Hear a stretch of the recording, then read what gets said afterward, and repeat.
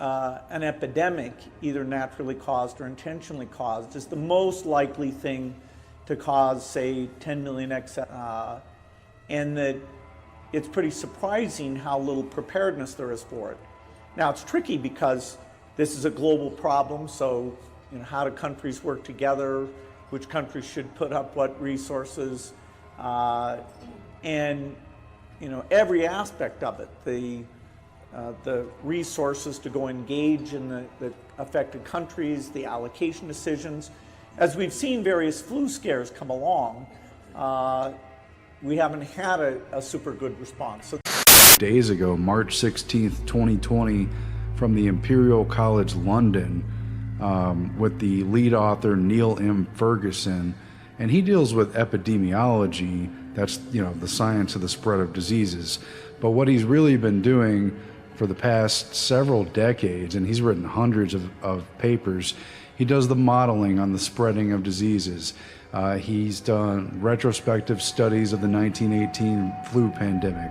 He's modeled factors of disease outbreaks, and really what it gets down to is he has predicted and modeled the acceptable levels, from the academic standpoint, of poverty and in a future influenza pandemic. That's the title actually of one of his papers from 2006. And he has paper titles like Capturing Human Behavior.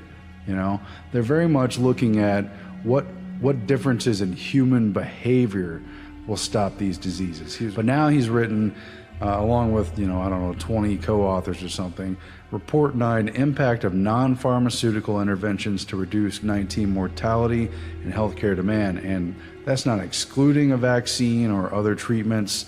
It's just this is focused on the social distancing and how to shut down society, and why it's okay to accept extreme sort of economic sanctions in the name of controlling these diseases. So all of this has profound implications for human behavior under the sort of cover of take steps to lower your risk of getting sick. Wash your hands often with soap and water. We've talked about things before about washing your hands. And then it was like a couple days later, all these articles started coming out about how there's an unlikely beneficiary. It's the planet, and how there's the beautiful side effects of the pandemic, and that would be us not harming the planet anymore by our daily existence that harms the planet. And look at the blue skies and the clear canals of Venice because no one's there. And it's just,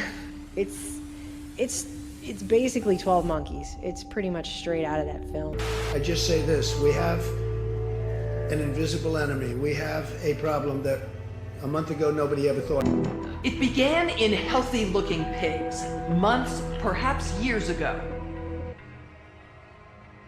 Spread silently within herds. Infected people got a respiratory illness with symptoms ranging from mild flu-like signs to severe pneumonia. But that's not even the point. It's the reaction, it's the response to this that really, I think, is the real purpose here. And the standstill of human behavior, yeah, they're going to say things like, look how good for the earth and the environment. I don't believe those are sincere feelings either. It seems very disingenuous. This has everything to do with the same usual suspects, big corporations who pollute the earth so many times over and then blame it on human behavior. Now they're blaming human behavior for this and, basically putting us in our places, because what this is really about is an upgrade or an altogether new management system of humanity. Everything has changed in a week, and the justification under the old adage, never let a good crisis go to waste. You never want a serious crisis to go to waste. And what I mean by that, it's an opportunity to do things that you think you could not do before. Is just here, and it's perfectly aligned with all of these agendas. And so while everybody is freaking out and buying all the toilet paper and panic buying the grocery stores and just trying to figure out how they're going to get through the next couple of months, we are looking at this in terms of what kind of power is going to be taken from this situation, because none of these crises that happen. For 30 years, I've been warning people in my books and in every other way I can, that this world is controlled by a cult. It's a cult that has no borders. It operates in all the, at least major countries, and in fact, all the countries in the end, and particularly in those countries that dictate the direction of the world. So the cult will be at the core of the system in China. It will be at the core of the system in America, etc., etc., etc. And so what have I said in this 30 years that this cult wants?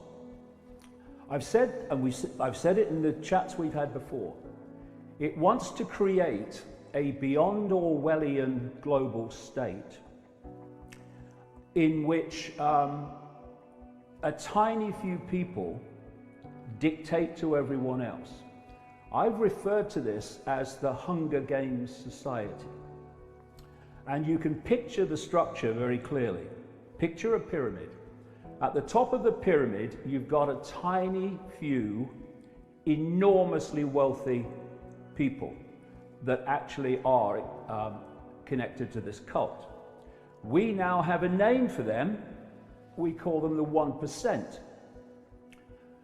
At the bottom of this pyramid in the Hunger Games society is basically the rest of humanity that is dependent upon the 1%.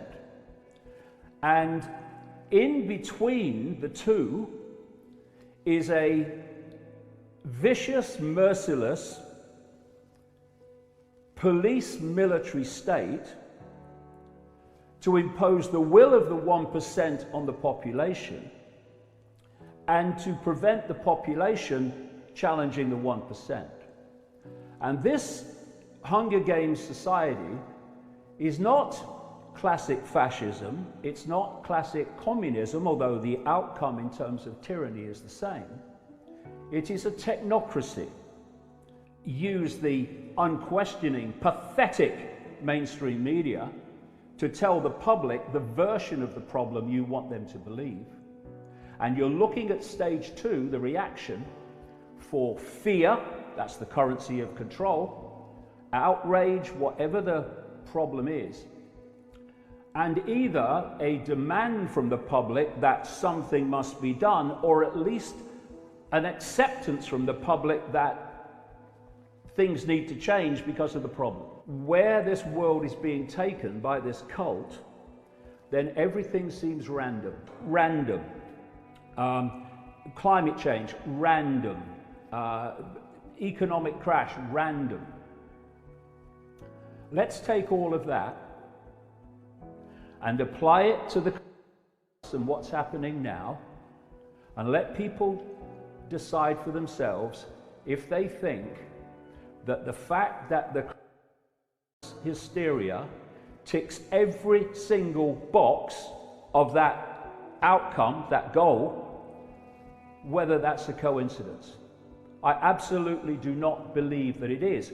And in fact, we'll get into this as we chat, two massive 1% organizations, one in fact 6 weeks before this came to light in China, were playing out scenarios and simulations based on exactly this scenario that's unfolding now. And what they said would happen is exactly what is happening in that section of society. 80% of people that are diagnosed with have, and this is his quote, very mild symptoms. The ones that are in danger, and by the way, in danger from any, including the classic flu, are those that have compromised immune systems. And they are old people, elderly people, and they are people with what is termed pre-existing health problems. Why? The pre-existing health problems are putting so much pressure on the immune system, it's already weak when it's hit with this. This is why someone like that will have potentially a serious situation, and someone with an immune system in working order of any level will just swat it away. In 2017, 2018, 45 million people got the flu in America, according to Centers for Disease Control and Prevention figures. 61,000 died. Where was the hysteria then? 61,000 people. Well, they say that this is more dangerous and more contagious, and what's potentially going to kill more people. Because Well- otherwise, that's a good question, David. Everyone's like, well, how come people aren't worried about this when the flu from 18,000, this is only 8,000? The point is, though, this is the point, that according to officialdom, 80% of people who get the diagnosed, not necessarily all got it, have very mild symptoms. The vast majority of the rest have what they call moderate symptoms, and that leaves some with compromised and weakened immune systems who get the serious end of it. And they get the serious end of the flu as well, and other. And so this hysteria gives the excuse to do what they're doing, and the outcome and the consequences of what they're doing is to dismantle the world economic system. What this hysteria is creating is a situation unfolding by the hour worldwide that is destroying small business, family business, even medium-sized business, some even relatively big businesses too. It's destroying them. The big legacy of what is happening now will not be to do with health long term, it will be economic. What happens to those people whose businesses collapse? What happens to all those people who were working for those businesses? For bars, for hotels, for all these businesses that have been targeted, don't go there, shut down. What happens to them? They fall into the bottom of the Hunger Games society. And as this came out of China, of all the countries in all the world, Iran got its smack worse than anyone before it started to appear in Italy. So not only did Iran have this, what again seems a stronger strain of it, but it was killing the people within the regime at a very early stage. And you know, that's a coincidence. How many coincidences do you want? Bill Gates, the guy that wants to vaccinate the frickin' world, and by the way, is funding the electronic tracking of people so that the authorities know if they've been vaccinated or not through an organization he funds called Gavi. And they ran this simulation called Event 201, in which they inserted, you know, scenario or simulated news reports. And if you watch them, you can see it on the internet. It's just like the news reports we're seeing in the media. And another possibility is that that World Military Games was a wonderful front to release some kind of in that same area. So all these things are something that have to be explored and put into the mix, because what happens if you only believe the official version of everything is the official solution for the problem you believe in is going to take us further and further down the road to a society that would make George Orwell wince. And all the things that I've said, this cult wants, this cult is getting as a result of this. If they carried on and allowed that to happen, the world economic system would not be demolished. And the idea is to demolish it so you can replace it. Problem, reaction, solution.